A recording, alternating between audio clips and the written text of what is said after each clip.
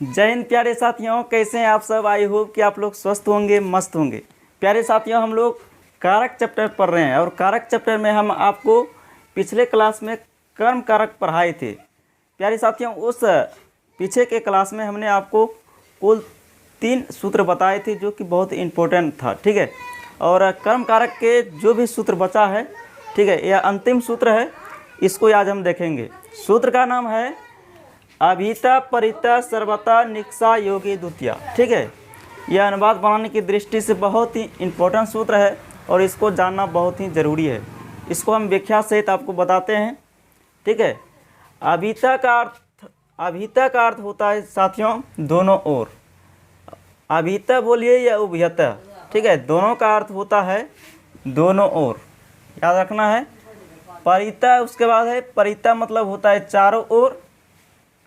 सर्वता का अर्थ होता है सभी ओर।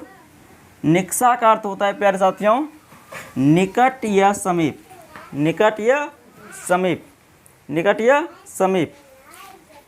अगर वाक्य में अभिता या उभयता या फिर परिता सर्वता निक्सा, अगर ऐसा वर्ड पाया जाएगा वाक्य में, तो हम लोग ऐसे केसेस में, ऐसे स्थिति में हम लोग द्वितीय व्यक्ति का प्रयोग करेंगे।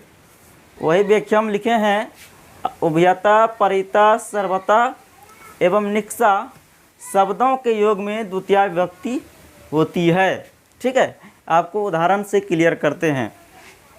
जैसे पहला उदाहरण है, विद्यालय के दोनों ओर वृक्ष है।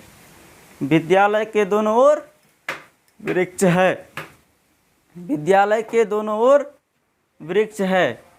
तो बताइए इसका संस्कृत क्या बनेगा। यहाँ जो देखिए विभक्ति आपको 2 प्रकार के बताए थे। एक बताए थे कारक विभक्ति, एक बताए थे उपपद विभक्ति।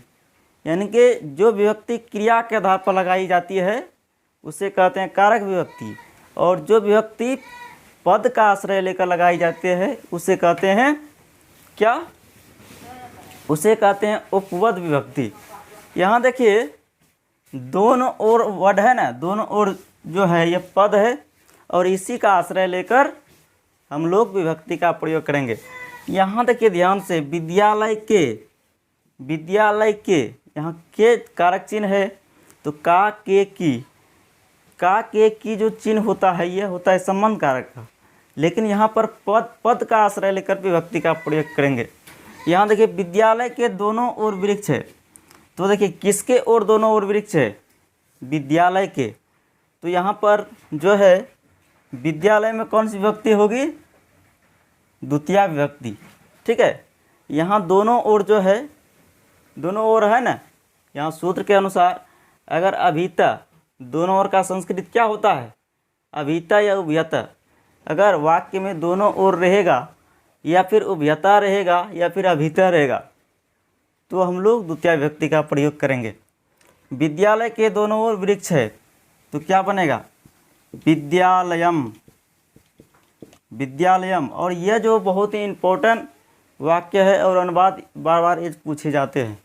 विद्यालयम उभयता, विद्यालयम उभयता वृक्षा सन्ति, ठीक है। विद्यालयम उभयता वृक्षा सन्ति, ठीक है। इस तरह से अनुवाद बनेगा आपका। नेक्स्ट उदाहरण है, पुस्तकालय के चारों ओर वाटिका है। पुस्तकालय के चारों ओर वाटिका है, तो इसका अनुवाद बनेगा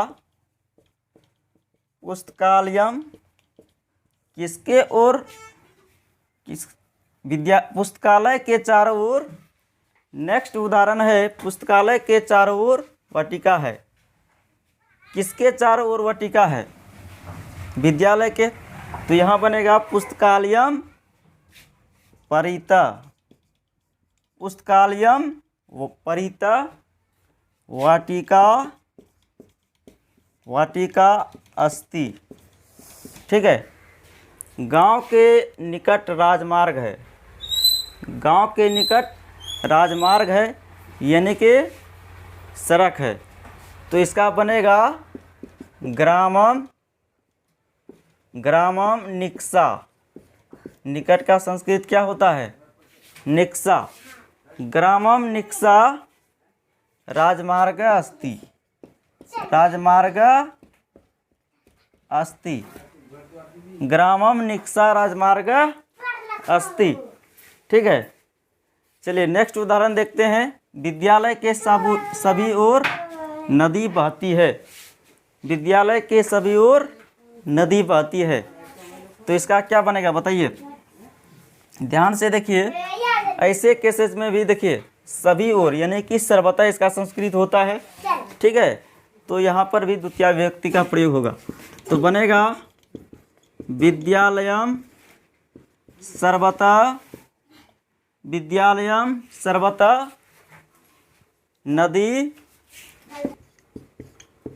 प्रवहती।